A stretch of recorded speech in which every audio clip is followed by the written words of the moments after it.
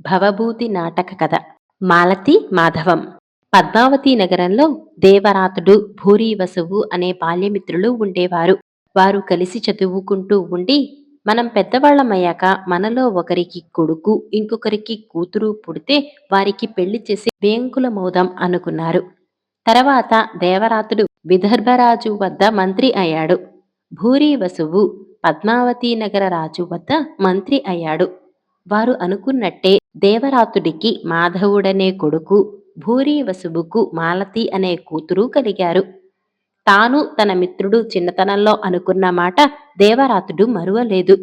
అయినా మాలతి మాధవులను బలాత్కరించి పెళ్లి చేసే కన్నా వారిద్దరినీ ఒకచోట చేర్చి వారు పరస్పరం చూసుకుని ప్రేమించుకుని మాట్లాడే అవకాశం కలిగించటం మంచిదని ఆయనకు తోచింది. అందుచేత ఆయన తన కొడుకైన మాధవుణ్ణి తర్క విద్య అభ్యసించే మిష మీద పద్మావతి నగరానికి పంపాడు. మాధవుడి వెంట అతని చెలికాడైన మకరందుడు, సేవకుడైన కలహంసుడు వెళ్లారు. మాధవుడు పద్మావతి నగరం వచ్చాక తరచూ మంత్రిగారి ఇంటి ముందుగానే వస్తూ పోతూ ఉండటం చేత మంత్రిగారి మేడ మీద అతనికి మాలతి కనిపించేది. ఇద్దరు ఒకరినొకరు చూసుకున్నాక ఇద్దరి హృదయాలలోనూ ప్రేమ బీజాలు పడ్డాయి. మాలతికి మదయంతిక అనే స్నేహితురాలున్నది. మదయంతిక అన్న నందనుడనేవాడు రాజుగారికి ఆప్తమిత్రుడు. మదయంతికను చూసినది మొదలు మాధవుడి మిత్రుడైన మకరందుడి మనసులో ప్రేమ అంకురించింది. పద్మావతి నగరంలోనే కామందకి అనే యోగిని ఉన్నది. మాలతీ మాధవుల తండ్రులు చిన్నతనంలో వియంకులమవుదామని ఆమె ఎదుటనే ప్రతిజ్ఞ చేసుకున్నారు. అదీకాక కామందకి మాలతీకి ఒక రక్షకురాలుగా ఉంటూ వచ్చింది. ఈ కారణాలన్నింటినీ బట్టి ఆమె మాలతీ మాధవుల మధ్య ప్రణయాన్ని పెంపొందించి వారు పెళ్లాడేలాగా చేయాలనే ఉద్దేశంతో ఉన్నది. అయితే ఆమె ఉద్దేశానికి అనుకోని విఘాతం జరిగింది. రాజుగారి ఆప్తమిత్రుడైన నందనుడికి మాలతిని పెళ్లాడాలనే దురాశ పుట్టింది. ఆయన ఆ సంగతి చల్లగా రాజుగారితో నివేదించుకున్నాడు. రాజుగారు తన మంత్రితో, నీ కుమార్తె మాలతిని నందనుడికి ఇచ్చి పెళ్లి చెయ్యి అన్నాడు. నందనుడు వయసు మళ్లిన వాడే కాక కురూపి కూడాను. కనుక భూరీవసువుకు అతన్ని అల్లుడిగా చేసుకోవటం సుతరాము ఇష్టం లేదు. అయినా రాజుగారికి ఎదురాడటం తగదు గనుక ప్రభువుల కన్యలకు ప్రభువుల ఇష్ట ప్రకారం జరగక ఏం చేస్తుంది అన్నాడు. ఈ సంగతి యోగిని కామందకికి తెలిసింది. ఎలాగైనా మాలతీ మాధవుల మధ్య ప్రేమ పెంపొందించేందుకు తగిన ఉపాయాలు చూడమని ఆమె తన శిష్యురాలైన బుద్ధిరక్షితతో చెప్పింది. ఈలోపుగా మాలతి తాను ప్రేమించిన మాధవుడి రూపాన్ని చిత్రించింది. మాలతికి లవంగిక అనే చెలికత్తె ఉన్నది. ఈమె ఈ చిత్తరువును మాధవుడికి చేర్చే ఉద్దేశంతో కామందకి వద్ద ఉండే ఒక పరిచారికకు ఇచ్చింది. మాధవుడి సేవకుడు కలహంసుడు ఈ పరిచారికను ప్రేమిస్తున్నాడు. ఒకనాడు మన్మథోత్సవం జరిగింది. మాధవుడు మకరందోద్యానానికి వచ్చి ఒక పొగడ చెట్టు కింద కూర్చొని అక్కడ రాలిన పొగడ పూలు ఏరి మాలగా గుచ్చసాగాడు. అంతకు ముందే చెలికత్తెలతో సహా కామదేవాలయానికి వెళ్లిన మాలతి తిరిగి వస్తూ ఆ ప్రాంతం చేరింది. ఆమెను చూస్తూ మాధవుడు కలవరపడి తాను గుచ్చుతున్న పూలను వంకర టింకరగా గుచ్చి ఎలాగో పూర్తి చేసి తన మెడలో వేసుకున్నాడు. ఇంతలో మాలతి కోసం ఏనుగు వచ్చి ఆమెను ఎక్కించుకుపోయింది. మాలతి చెలికెత్తె అయిన లవంగిక మటుకు అక్కడే ఉండి పూలు కోసేదానిలాగా అభినయిస్తూ మాధవుణ్ణి పలకరించి, అయ్యా, మీ మెడలో ఉండే పొగడ దండ ఎంతో చక్కగా ఉన్నది. మా మాలతికి ఇలాంటి దండలు ఎంతో ఇష్టం అన్నది. మాధవుడు ఆ పొగడ దండను తీసి లవంగికకు ఇచ్చేశాడు. లవంగిక వెళ్లిపోయాక మకరందుడు మాధవుణ్ణి వెతుక్కుంటూ ఆ ఉద్యానానికే వచ్చాడు. మాధవుడు తన ప్రేమ గొడవ అంతా తన స్నేహితుడితో చెప్పుకుని తనను మాలతి ప్రేమిస్తున్నదో లేదో అని మదనపడుతూ ఉండగా అతని సేవకుడు కలహంసుడు ఒక చిత్తరువు తెచ్చి ఇచ్చాడు. అది మాలతి రచించిన మాధవుడి బొమ్మ. ఈ బొమ్మ చూసుకున్నాక మాలతి తనను ప్రేమిస్తున్నట్టు మాధవుడికి రూఢి అయింది. తర్వాత అతను మకరందుడి ప్రేరణతో తన బొమ్మ పక్కన మాలతి బొమ్మ చిత్రించాడు.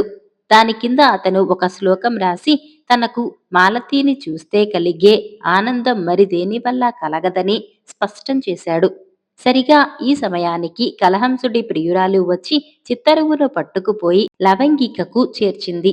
మాధవుడు గుచ్చిన పొగడదండ, చిత్తరువు మాలతికి చేరాయి. వాటిని చూసి మాలతి మాధవుడి పైన మరింత ప్రేమ కలిగింది. కాని యోగిని కామందకి వచ్చి మాలతికి వయసు మళ్ళిన నందనుడికి పెళ్లి జరగాలని రాజుగారు ఆజ్ఞాపించినట్టు తెలియచేసింది. మాలతి విచార సాగరంలో మునిగిపోయింది. వివాహం విషయంలో రాచకన్యలు తల్లిదండ్రుల ఆజ్ఞకు కట్టుబడి ఉండనవసరం లేదని, తమకిష్టమైన వారిని గాంధర్వ విధితో వివాహమాడవచ్చునని సలహా చెప్పి కామందకి వెళ్ళిపోయింది. మాలతి మాధవులను ఒక చోట చేర్చటానికి సర్వ విధాలా యత్నిస్తున్న యోగిని కామందకి ఒకనాడు మాధవుణ్ణి శివాలయం ఆవరణలో చెట్ల గుబురు చాటున ఉంచి ఆలయానికి వచ్చిన మాలతిని ఆ సమీపంలోనే కూర్చోపెట్టి మాలతికి మాధవుడిపై గల ప్రేమను గురించి మాట్లాడింది. మాలతి మాటలు విని మాధవుడు ఆనంద పారవస్యంలో ఉండగా దూరం నుంచి కేకలు వినిపించాయి.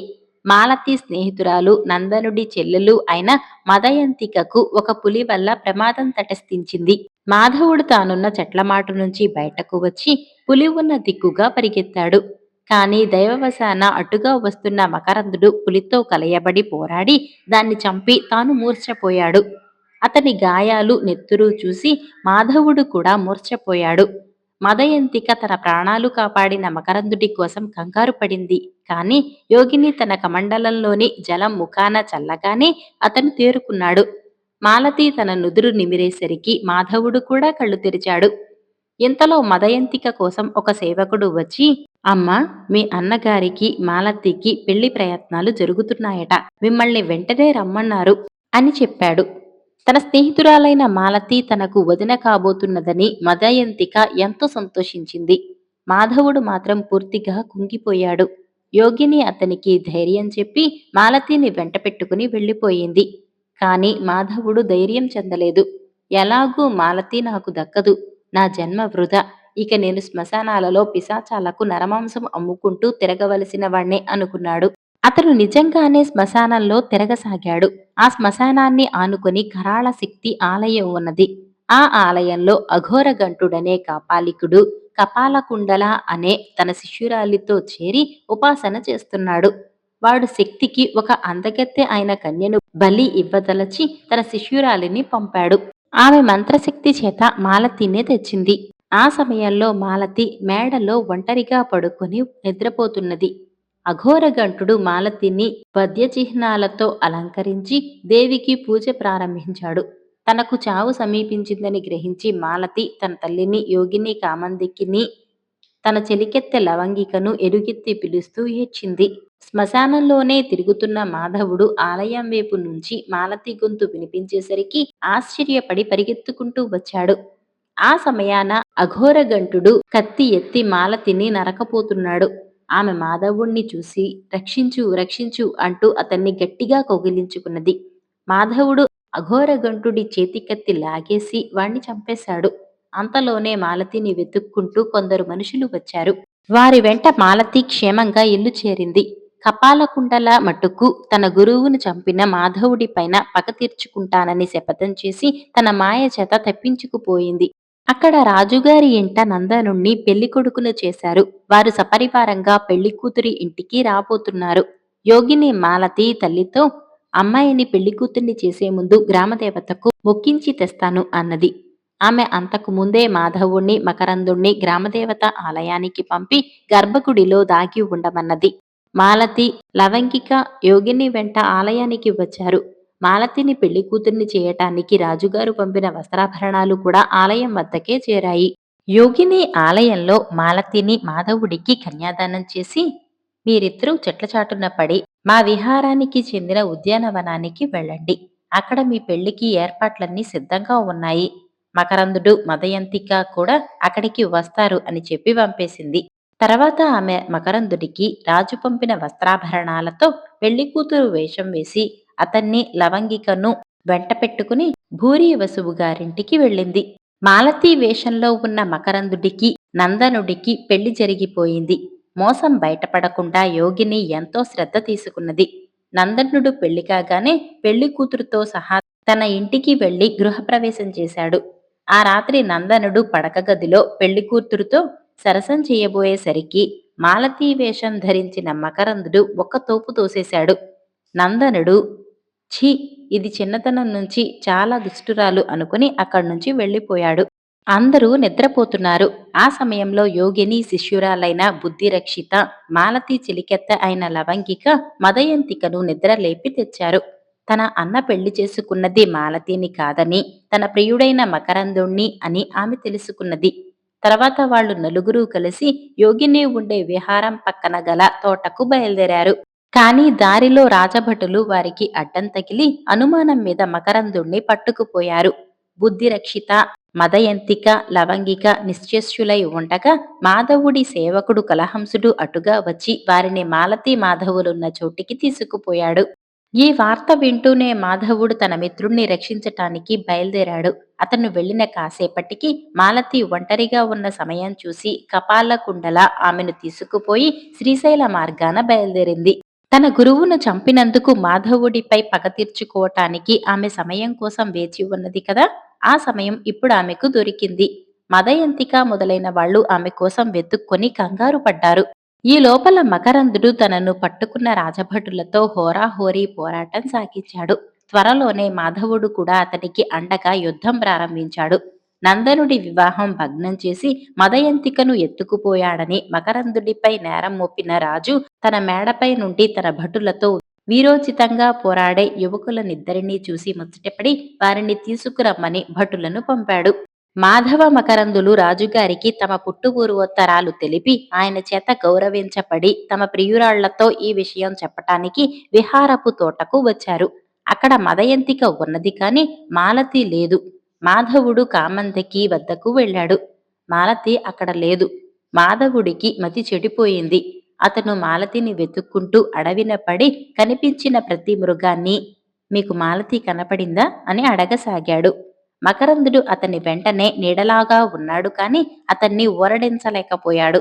తన మిత్రుడి అవస్థ చూడలేక మకరందుడు ఏ కొండపై నుంచి అయినా దూకి ఆత్మహత్య చేసుకుందామని అనుకున్నాడు. అదృష్టవశాత్తు కపాలకుండలకు సౌదామిని అనే యోగిని ఎదురుపడింది. ఈ సౌదామిని కామంతకి శిష్యురాలు, మహాశక్తి సంపన్నురాలు.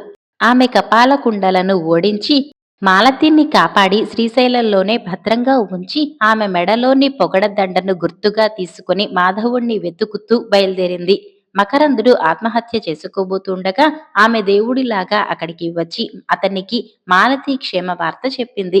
తర్వాత ఆమె మాలతి మాధవులను ఒక చోట చేర్చింది. జరిగిన సంగతులన్నీ తెలిసినాక రాజు మాలతి మాధవుల వివాహానికి సంతోషంగా ఆమోదించాడు. అదేవిధంగా ఆయన మదయంతిక మకరందుల వివాహానికి కూడా సమ్మతించాడు. చిన్నతనంలో దేవరాతుడు భూరి వసువు అనుకున్న ప్రకారంగా వియ్యంకులు కాగలిగారు. పాప విమోచనం రాసిన వారు ఎన్ హేమలత గారు.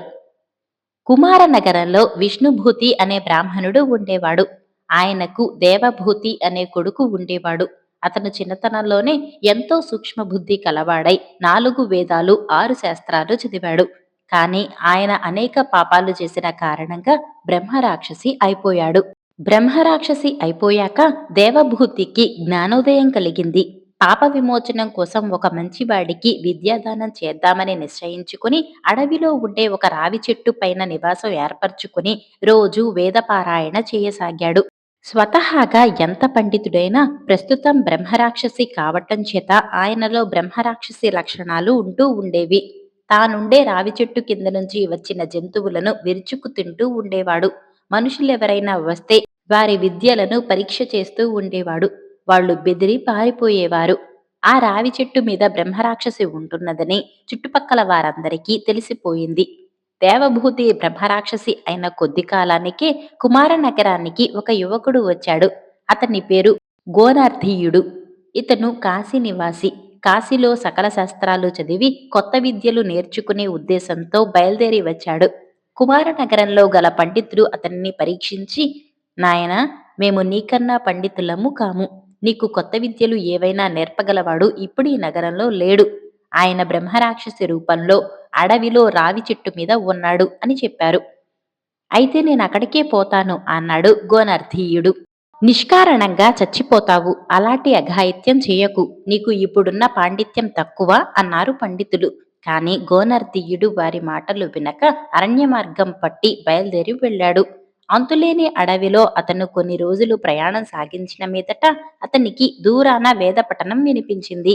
గోనర్ధీయుడు సమీపానికి వెళ్లి రావి చెట్టును చూసి పరమానందం చెంది దాని కింద కూర్చొని బ్రహ్మరాక్షసితో సమంగా తాను కూడా చదవసాగాడు. బ్రహ్మరాక్షసి గుబాల్న గోనర్ధీయుడి ముందు దూకి, ఎవడువురా నీవు? నాతో సమంగా వేదం చదువుతున్నావా అని హూంకరించాడు. క్షమించండి స్వామి, నేను తమతో పోటీకి రాలేదు. తమ వద్ద కొత్త శస్త్రాలు నేర్చుకుందామని వచ్చాను. నా పేరు గోనర్ధీయుడు. మాది కాశీ అన్నాడు గోనర్ధీయుడు వినయంగా. బ్రహ్మరాక్షసికి పరమానందమైంది. అలాగా నాయనా, ఎవరికైనా విద్యాదానం చేసి పాప విమోచనం చేసుకుందామని ఎంతో కాలంగా ఎదురు చూస్తున్నాను. నీకేమేమి విద్యలు వచ్చునో చెప్పు అన్నది బ్రహ్మరాక్షసి. గోనర్ధీయుడు తాను నేర్చిన విద్యలన్నీ చెప్పాడు. నీకు రాని విద్యలు నాకేమీ రావే, ఏం చేయాలి అన్నది బ్రహ్మరాక్షసి. గోనర్ధీయుడికి కూడా నిరాశ కలిగింది. కాని అంతలోనే బ్రహ్మరాక్షసి, చూడు నాయనా, నీకు కన్యాదానం చేస్తాను. నీకన్నా యోగ్యుడైన బ్రహ్మచారి దొరకడు. నేను చెప్పినట్టు చేస్తావా అన్నది. గోనర్ధీయుడు సరేనన్నాడు. ఇక్కడికి దక్షిణంగా పోతే జయపురం అనే గ్రామం వస్తుంది. ఆ నగరాన్ని ఏలే రాజుకు మదయంతి అనే కుమార్తె ఉన్నది. ఆమె సౌందర్యవతి, విద్యావతి. ఆ పిల్లకు తండ్రి వివాహ ప్రయత్నాలు చేస్తున్నాడు. నేను వెళ్లి ఆమెను ఆవేశించుతాను.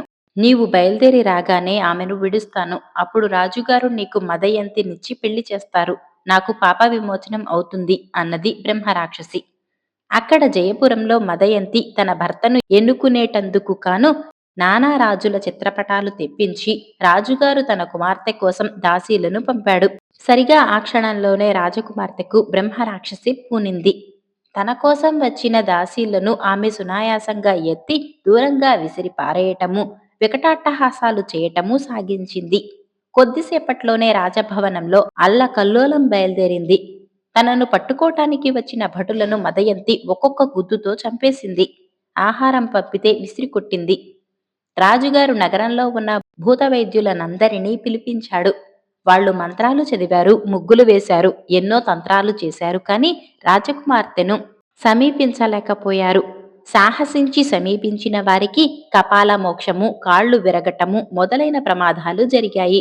పాపం రాజుగారికి మతిపోయింది. ఆయనకు ఒక్కతే కూతురు. తీరా పెళ్లి చేద్దామనుకుంటూ ఉండగా శాపంలాగా ఈ భూతం ఆవేశించింది. ఈ వార్త దేశదేశాలకు వ్యాపిస్తే ఆమెనెవ్వరూ పెళ్లాడరు. రాజకుమార్తె మదయంతిని ఆవేశించిన భూతాన్ని పారదోలిన వారికి ఆమెనిచ్చి వివాహం చేయటమే కాక రాజ్యాభిషేకం కూడా చేస్తాను అని రాజుగారు చాటింపు వేయించారు.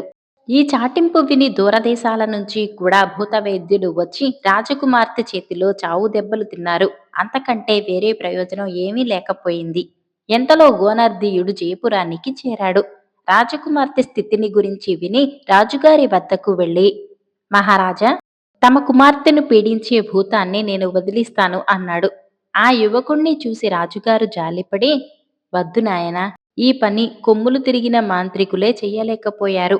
పసివాడవు, ఈ పని నీ వల్ల కాదు అన్నాడు. గోనర్ధీయుడు నవ్వి, నేను వస్తేనే కాని వెళ్ళని భూతాన్ని ఇంకొకరు వెళ్ళగొట్టగలరా మహారాజా అన్నాడు. రాజుకు ఆ యువకుడిలో గురి కుదిరింది. అతడికి భటులను వెంట ఇచ్చి రాజకుమార్తె ఉండే ప్రాంతానికి పంపాడు. ఒక గదిలో రాజకుమార్తె జుట్టు విరబోసుకొని భయంకరాకారంతో నిలబడి ఉన్నది. ఆమె గోనర్ధీయుణ్ణి చూస్తూనే గోడలు కంపించేలాగా హుంకరించింది. వెంటనే గోనర్ధీయుడు చేతులు జోడించి ఈ విధంగా ప్రార్థించాడు. భూతరాజా, నేను నీ శిష్యుణ్ణి. నా పేరు గోనర్ధీయుడు. ముందు చెప్పిన వరం ప్రసాదించు. దేవపూతికి నా నమస్కారం. గోనర్ధీయుడు ఈ విధంగా చదివిన మరుక్షణం మదయంతి ముఖంలో ఉండిన భీకరత్వమంతా తుడిచివేసినట్టు పోయింది. ఆమె స్పృహ తప్పి అక్కడే కుప్పగా కూలిపోయింది.